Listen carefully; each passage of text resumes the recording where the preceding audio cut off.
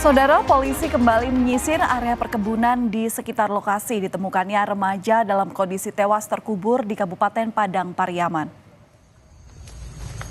Polisi dan warga kembali mendatangi tempat kejadian perkara untuk mengejar pelaku. Sejak hari Rabu malam, pencarian ini dilakukan hingga dini hari.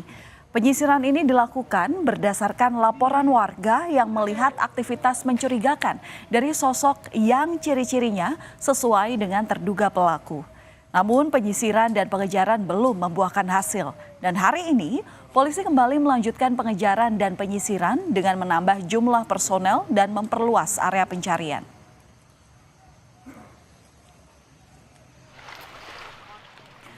Sebelumnya, polisi menerjunkan anjing pelacak untuk menelusuri jejak di tempat kejadian perkara. Dari penelusuran ini, bukti baru berupa baju, kaos lengan panjang ditemukan. Kaos berwarna hitam itu diduga merupakan pakaian yang dipakai oleh korban berinisial NKS. Anjing pelacak juga memetakan jalur jalan yang diakses terduga pelaku menuju jalan utama Padang Bukit Tinggi sebelum akhirnya melarikan diri. Kita diperbantukan dengan K9 dari Ditsamapta Polda Sumbar. Hari ini untuk bisa mencari barang bukti yang dipakai oleh korban yang saat ini belum ditemukan. Ya, semoga aja nanti bisa mendapatkan hasil yang sesuai dengan apa yang dipakai oleh korban. Selama pencarian ada temuan atau Tadi udah ada beberapa jenis pakaian yang kita nanti konfirmasi ke pihak keluarga.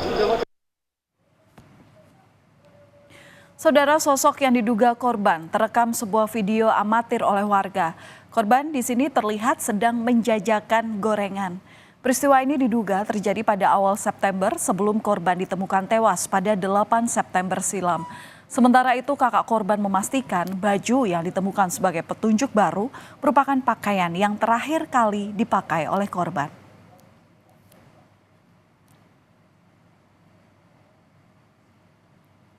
Dan untuk mengetahui perkembangan terakhir terkait kasus kematian remaja yang terkubur di Padang Pariaman, kita akan langsung tanyakan kepada jurnalis Kompas TV Rio Johannes yang ada di Kota Padang. Selamat malam Rio, jadi dari penelusuran di tempat kejadian perkara, apakah sudah bisa disimpulkan oleh polisi dengan siapa yang diduga menjadi tersangka dalam kasus ini?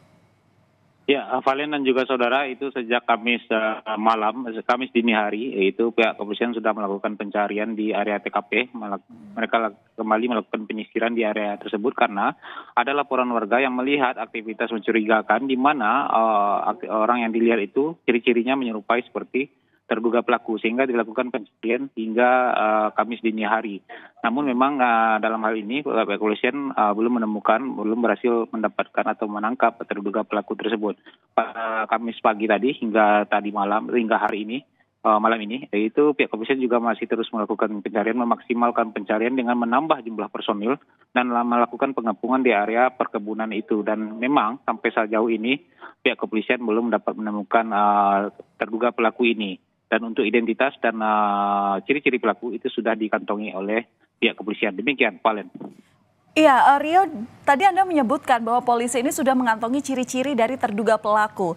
Sempat di-spill nggak kepada wartawan? Seperti apa ciri-cirinya?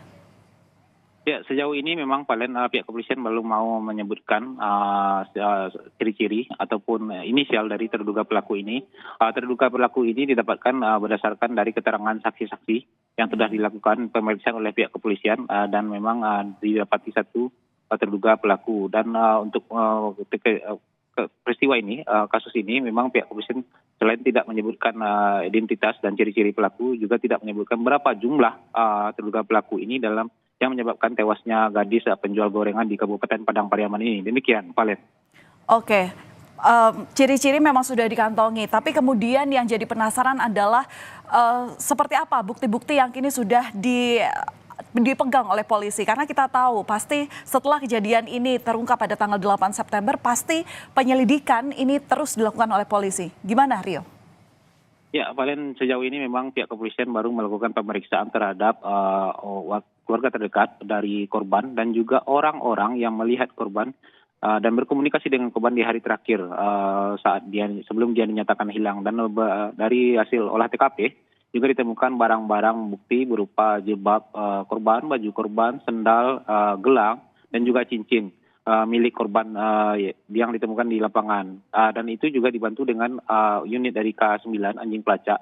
Tapi untuk jejak pelaku sejauh ini memang pihak polisi baru bisa menelusurinya ke daerah jalur jalan utama yang menghubungkan Padang dengan Bukit Tinggi. Karena memang di sana kondisinya sudah sering terjadi hujan pasca kejadian, sehingga anjing pelacak sedikit kesulitan dalam menemukan jejak dari pelaku ini, terduga pelaku ini. Demikian, Valen.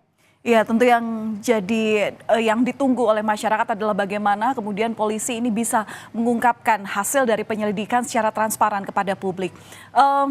Kalau kita bicara soal korban, Rio, Anda berada di lokasi dan otomatis sudah sempat ngobrol gitu ya dengan keluarga korban, seperti apa kehidupan sehari-harinya dari korban. Ini sebenarnya sosok korban ini seperti apa? Lantaran kita tahu bahwa korban ini berprestasi, tapi ya semangatnya, ngototnya untuk mencari uang ini ya akhirnya berbuah tragis. Ini seperti apa, Rio? Ya, Valen dan juga saudara, memang sosok korban ini di mata kerabat, di mata warga sekitar, dan juga di mata keluarga, dia adalah sosok anak yang rajin, patuh kepada orang tua, dan juga dia adalah pekerja keras. Dia sadar sosok anak yang sadar diri karena berasal dari keluarga yang kurang mampu, sehingga dia juga ikut membantu untuk mencari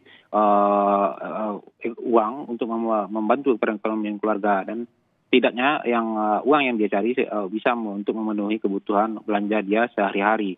Korban ini juga berprestasi di sekolahnya sejak SD. Dia selalu mendapatkan ranking di kelas sehingga dia sering mendapatkan beasiswa. Dan pada tahun ini pun dia mendapatkan beasiswa KIP di salah satu universitas swasta di Kota Pariaman. Dan dia sejauh ini dari informasi yang disampaikan pihak keluarga, dia tengah gencar giatnya bekerja. Tidak hanya menjual gorengan, bahkan dia juga mau menjadi kuli panggul untuk mendapatkan uang, karena dia membutuhkan laptop. Dia ingin membeli laptop untuk menunjang proses perkuliahannya nanti. Namun sayang memang saat ini cita-citanya kandas karena dia nyawanya dihabisi oleh orang yang tidak bertanggung jawab. Dan untuk prestasi tidak hanya di bidang pendidikan, dia juga berprestasi di bidang olahraga karena dia salah satu atlet pencak silat, dan bahkan dia pernah meraih juara 2 di ajang silat yang di tingkat provinsi. Demikian, Valen. Baik, terima kasih atas laporan Anda, Rio Johannes, langsung dari Padang. Kita doakan bersama agar polisi segera menemukan titik terang daripada kasus ini sehingga bisa membuat keluarga lega dan yang penting bertanggung jawab untuk kemudian mengungkapkan hasil penyelidikan dari kasus ini kepada publik. Terima kasih atas laporan Anda.